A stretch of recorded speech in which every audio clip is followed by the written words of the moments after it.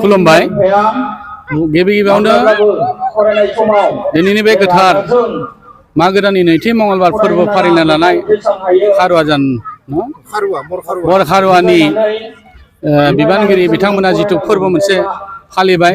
बिथांमोनखौ साबायखर बावहरबाय आरो लोगोसेनो बे मोनसे जोंनो मेसेज होनो नागिरदों बे हाबाफारिया जोंनि गेजेराव अनलायनाय फोथायलायनाय लोगोसेनो जोंनि धोरोमनि सान्थौफोरखौ गुवारनिफ्राय गुवारसिन खालामलांनाय बाथौ धोरोमखौ जौगानि लामायाव लांनायनि मोनसे सिम्बल हिसाबै बिथांमोना खिथिनो हादों आं बेखौ गोजोननाय मोन्दों आरो गोजोननाय मोनबावदों मा दिनैनि बे हाबाफारियाव बायदिसिना बाहागो लानायजों लोगोसे लाइमोनफोरखौ बिथांमोना हयथ' लाबोनो हादों धोरोमारि बिथिङाव आरो लोगोसेनो बिथांमोना मागो दमासिनि बै फोरबोजों लोब्बा लानानै थांनाय बिबानगिरिफोरखौ बिथांमोना मान होनो हादों बेनि थाखाय आं जोबोद गोजोननाय मोन्दों खारन जोंनि बर' धोरोमनि गेजेराव बे मान होनाय हाबाफारिया सोलिनायनि थाखाय जोंखौ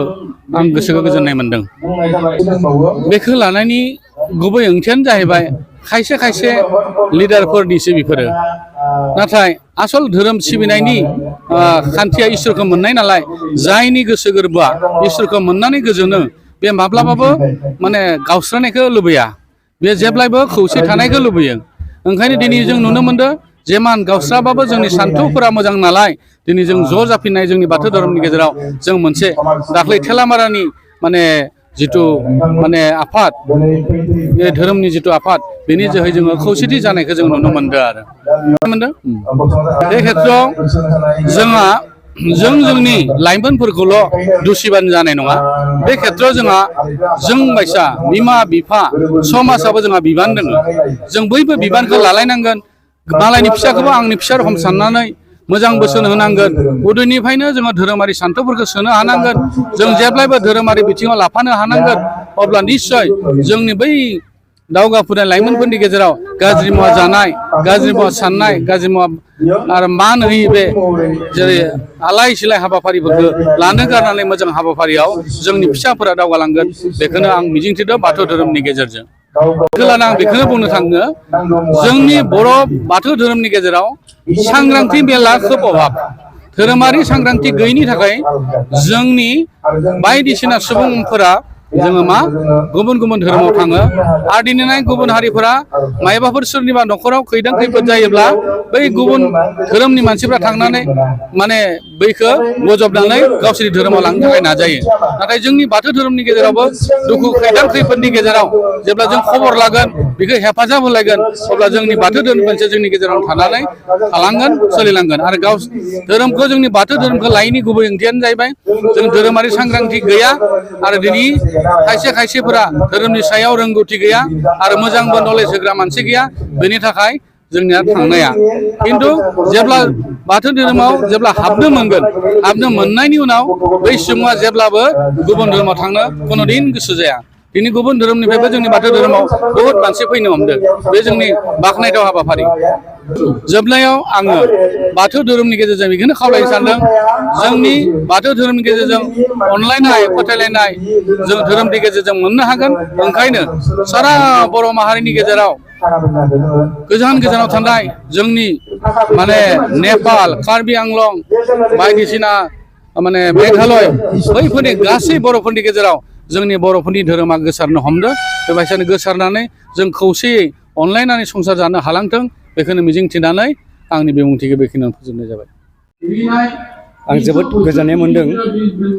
बर' खारुवा गामिनि रायजो राजा बिथांमोनहा बर'नि आंगो धोरोम बाथौ धोरोमखौ हमथाना लाखिनो थाखाय ज' जानानै जा खुंफुंनो लादों बै बाथौ सानखौ बेनि थाखाय जोबोद गोजोननाय मोन्दों लोगोसे रायजो राजा बिथांमोननो आंनि गोरबोनि सिबिनायखौ आं अनसायदों बेखिनियावनो नंगौ जों दिनै बर' खारुवानिल' नङा आं आसा थियो जे जोंनि बर' रायजो राजा बिथांमोना जोंनि आंगो गुदि धोरोम बाथौ धोरोमखौ जोङो बजबनानै बा अनसायनानै दुलाराय बुहुमाव गोसार होनायखौ आं हास्थायो जुदि जों हास्थायो अब्लानिया जोङो निश्चय हागोन जोङो गावनि असे धोरोम बे बाथौ धोरोमखौ जोङो जेब्लायबो नेवसिनो नाङा जों जेब्लायबो नागारनो नाङा बे आंनि खावलायनाय थाबाय रायजो राजानि सेराव जोङो बे बाथौ धोरोमखौ जों दुलाराय बुहुमनि बिखायावनो गोसार होनायनि थाखाय जा जों हाबाफारि लानांगौ जोंनि बे बाथौ धोरोमनि जा बिबानगिरि बिथांमोन दङ बिथांमोनहा बेखौ नाजागोन बेखौ आङो मिजिंथिदों आं बुंनो सानदों जे जोङो मालाय धोरोमखौबो जोङो मुगैनो नाङा बाथौ धोरोमनि धोरोमारि मानसिफोरा जों गावनि आंगो असे धोरोमखौ अनसायनायनि ओंथिया बेनो नङा जे जों मालायनि धोरोमखौबो जोङो मुगैनांगौ बेखौ आं जेब्लायबो साना जोङो माबायदियै जोङो मालायनिखौबो जों अनसायनानै गावनिखौ लाखिनानै मालायनिखौ अनसायनानै जों माबायदियै खौसेथि जों थानो हागोन अनलायनायनि गेजेरजों जोङो थानो हायो अननायनि दिरुंजों जों खाजब जानानै थानो हागोन बे खोथाखौ जोङो अराय जों नोजोर होनांगोन अराय जों सांग्रां होनांगोन अब्लासो जोंनि समाजा जोबोद मोजाङै सोलिगोन जों समाजाव बयबो गासै मानसियानो जोङो रुजु रुमै जों संसार जानो हागोन बेखौ आं मिजिंथियो मोनसे धोरोमा मोनसे हारिखौ सिनायथि होयो दा बर'ल' नङा बे दुलाराय मुलुगाव जेसेबां हारिनि मानसि दङ मोनफ्रोमबो हारियानो गावबा गावनि आंगो धोरोम दङ बे धोरोमनि गेजेरजों गावबा गावनि धोरोमनि जा नेम खान्थि जा आसार बिसार बेखौ आब्रुथियै बिसोरो समाज दानायनि मोनसे खोथा सफैयो बहाय बेनि लोगोसेनो दा बे धोरोमनि लोगोसेनो आरोबाव जोंहा मा दङ जों सोलोंथाइ बिथिङावबो जों नोजोर होनांगोन जोंनि फरायसाफोरखौ जोङो माबायदि सोलोंथाइनि बिथिङाव आवगायलांनो हायो बेनि थाखाय जोंहा साफ्रोमबो गोरों गोराफोरा एसे बिबान दङ मावनांगौ बिबान दङ गथ' गथायनि बिमा बिफाफोराबो बिबान दङ रायजो राजायाबो बिबान दङ बे बिबानखौ जुदि जों गासैबो बानस'लायोबा अब्लानिया जोङो जोंनि जा सोलोंथाइ बे सोलोंथाइनि बिथिंखौ जोङो गोगोम खालामनो हागोन आरो मोनसे खोथाखौ रोखा बुंनांगोन जे फरायसाफोराबो सोलोंथाइनि बिथिङाव जोबोद गोसो होसारनांगोन फरायसायासो फरायनांगोन नालाय नङा होमबा जोङो बोसोनगिरिफोरा बा समाजनि जाय गोरों गोराफोर दङ बिथांमोना जोंनि फरायसाफोरखौ जों बोसोनसो होनो हायो फरायनांगौ होननानै गोरों गोरा जानांगौ होननानै नाथाय फरायनाय खामानिया नाथाय फरायसाफोरनि दिनै दुखु गोनां बाथ्रा दि दिनैनि फरायसाफोरा खायसे फरायसाफोरा बे सोलोंथाइखौ लानायनिफ्राय दोरोदनानै एसे समाजनि बेरेखा एसे आजां गाजां खामानिफोरखौ नांजाया फांजाया खामानिफोराव मुखुब जानानै समाजखौ गुबुंले खालामनाय जों नुनो मोनदों आरो बेनिफ्राय जोङो जोंनि फरायसाफोरखौ जोङो बोखानानै जों लाना फैनांगोन बोखांनानै माबायदि बिसोरखौ मोजां लामा जों दिन्थिनो हायो बेनि थाखाय जोङो गासैबो साखाफारा जानांगोन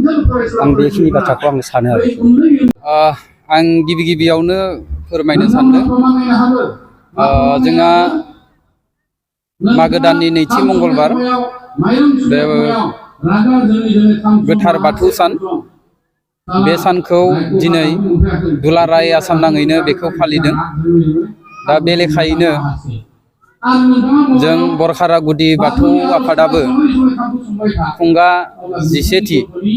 बोसोरारि गोथार बाथौ सान बे बाथौ सानखौ जोङो दिनै जोंनि गुदि बाथौ आफादनि जि थानसालि बे थानसालियाव जोङो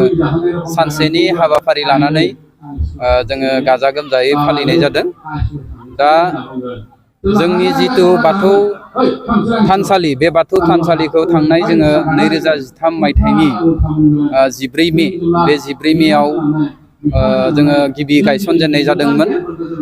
दा बे लेखायै फैयै जोंहा बे बोसोराव जोंहा 11 खेब जोङो जोंनि जि बोसोरारि जि फोरबो बे फोरबोखौ जोङो सानसेनि हाबाफारि जों लानानै फालिदों दा बे हाबाफारियाव जोङो मोननैसो गोनां जे आयदाफोरखौ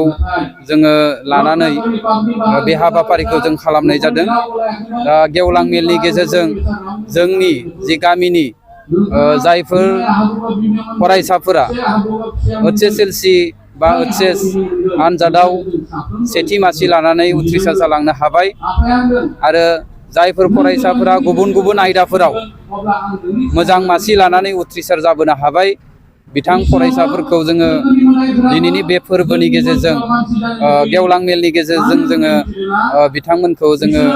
मान बावनाय लानाय जादों आरो लोगोसेनो जायफोर बिथांमोना मोनसे समाव बा मोनसे समनिफ्राय गामिनि जि बिबान लानानै आफादगिरि बा गाहाय नेहाथारि बिदि बिबान लानानै जायफोर जोंनि गामिखौ बरखारा गामिखौ गावनि बेसेन गोसा समखौ गारनानैब्लाबो गावनि दुखु दाहा खैफोद आफोद बेखौ नेवसिनानैब्लाबो समाजनि थाखाय जायफोर दैदेनगिरिफोरा बा जोंनि गामिनि बिबानगिरिफोरा गामिखौ दैदेनलांबाय बा बिथांमोना गामिनि थाखाय बावसोमनानै सेक्रिफाइस खालामनानै दिनै बे लेभेलसिम गामिखौ लाबोनो हाबाय बिथांमोनखौबो जोङो बे फोरबोनि गेजेरजोंनो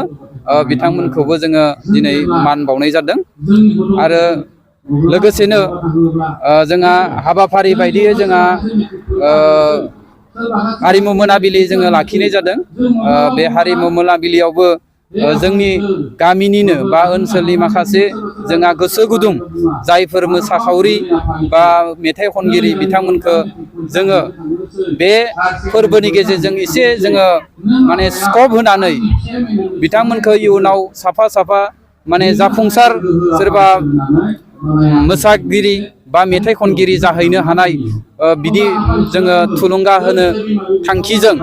बे हाबाफारिखौ जोङो मोनाबिलि जि हारिमु मोनाबिलि बे हारिमु मोनाबिलिखौबो बे हाबाफारिनि गेजेरजों जों लानाय जादों। दा बुंनो थाङोबा दा जोङो जोंनि जिथु बर'नि जिथु गुबै धोरोम बे धोरोमानो जाबाय जोंहा बाथौ धोरोम। दा बेखौ जोङो बयबो गावनि होननानै गावनि असे धोरोम होननानै जोङो बेखौ बयबो जोङो बोजबना लानाया गोनां आरो बेखौ जोङो फोसाबनाय आरो फेहेरनायनि थाखाय जोङो इयुनाव जोङो गामि हिसाबै जोङो माखासे जोङो खामानि मावलांगोन। दा जेरैबायदि दिनै जोङो जेरैबायदि बे फोरबोनि गेजेरजों जोङो आलासि लिंनानै जोङो बे धोरोमनि बागै जोङो रायजो राजाफोरनो जोङो मिन्थिहोनो थाखाय बा बाथौ धोरोमा मा बा बाथौ धोरोमा जोंनि बर'नि जिथु धोरोम बेखौ मिथिहोनो थाखाय बा जोङो बाथौ धोरोमखौ जों बर' हारि हिसाबै बयबो बेखौ बोजबनानै लानांगौनि थाखाय जों बिदिनो रिसर्स पार्सन लाबोनानै बिदि माखासे गामियाव जोङो बेखौ रायजो राजाफोरनो जोङो धोरोमनि बागै सोना होनो थाखाय जोङो इयुनाव खामानि मावलांबाय थागोन। लोगोसेनो जोङो गामि हिसाबैथ' जोंहा गासैबो बाथौ धोरोमानो बेवहाय गुबुन धोरोमारि जोंनि गामियाव गैया। बे हिसाबै जोंहा गामि हिसाबै आरो बरखारा गामि हिसाबै जोंहा बाथौ धोरोमाव जि समनिफ्राय जोङो गायसनबोबाय बे समनिफ्रायनो जोंहा बाथौ धोरोम हिसाबै जोंहा गोख्रों आरो बेखौ जोङो इयुनसिमबो जोंनि धोरोम हिसाबै जोङो बेखौ गोख्रोङैनो जोङो बेखौ लाखिलांबाय थागोन होननानै जोङो मिजिं खालामो। नंगौ जोंहा ओरैनो गुदि बाथौ थानसालि हिसाबै जोंनि जिथु बिल्डिं कनस्ट्राक्सन बा थानसालिनि जिथु माबा बेयो मोजां नङा। नंगौ जोंहा थांनाय बाराव आसाम दर्शननिफ्राय जोङो अलरेडि जोङो 2,50,000 जोङो मोननो हाबाय। बिनि उनाव थांनाय बोसोराव जोङो सासे जोंनिनो लकेल MLA बिथां भुपेन बर' सार बिथांखौ जोङो आलासि महरै बेखेवगिरि आलासि महरै जों लिंना लाबोदोंमोन। बेवहाय बिथाङा जोंनि कनस्ट्राक्सननि थाखाय बाउन्डारि वाल कनस्ट्राक्सननि थाखाय बिथाङा 10 लाख रां बिथाङा फोसावलांदोंमोन। नाथाय बेखौ जोङो दिनैसिम 1 बोसोर जाबाय दिनैसिम जोङो बेखौ मोनफुंनो हायाखै। निस्सय बेखौ इयुन समाव जोङो मोनगोन होनना जोंनि कमिटि फालनिफ्राय जोङो मिजिंथिदों आरो उननि समावबो जोङो बेखौ जोंनि जिथु बाथौ थानसालि बेखौ जोङो गोजौ थाखोसिम लांनायनि थाखाय बा जोंनि बिल्डिं कनस्ट्राक्सन बाथौनि बेखौ जोङो गोजौ थाखोनिसिम लांनायनि थाखाय जोंनि जायफोर माने गभमेन्टआव थानाय जायफोर दैदेनगिरि लिडारफोर बा बिथांमोननियाव जोङो बेखौ उननि समाव जोङो लोगो हमनानै अनसुंथाइ हिसाबै जोङो बेखौ आबेदन होगोन निस्सय बिथांमोना बे आयदानि सायाव जोंखौ अनसायगोन जों बेखौ मिजिं खालामो। मोनसे गोजोनथाव खौरां क'क्राझार सहरनि जेडि रडजों नांजाबनाय सुदेमपुरि गांजिमा बाजाराव थानाय आइ आफा मेडलाइफ बिएम हस्पिटालाव बेराम सोखानो हानायनि गोबां खाबु दं। आइ आफा मेडलाइफ बिएम हस्पिटालनि फेसिलिटिफोरानो जाबाय medical laboratory, pharmacy, paediatrics, medicine, gynaecology, dental, urology, dental x ray, play area, x ray, sonography, OT, ICU, NICU एबा पिआइसिइउ आरो आइ आफा मेडलाइफ बिएम हस्पिटाला 24 घन्टा जेब्लाबो खुलायै थागोन। लांलाय लाबोलायनि एम्बुलेन्सआबो मोजाङै सार्भिस थागोन। ओनसोलनि सुबुंफोरा बेराम आजारफोरजों भुगिनानै थाना दंब्ला थाबैनो नोंथांनि देहाखौ फाहामथाय लानो क'क्राझार सहरनि सुदेमपुरि गांजिमा बाजाराव थानाय आइ आफा मेडलाइफ बिएम हस्पिटालाव गोख्रैनो फाहामथाय लाफैनो हागोन। आबुङै मिथिनो थाखाय 9101655430 एबा 8822688026 जानबुं नम्बराव खौरां लाहरनो हागोन।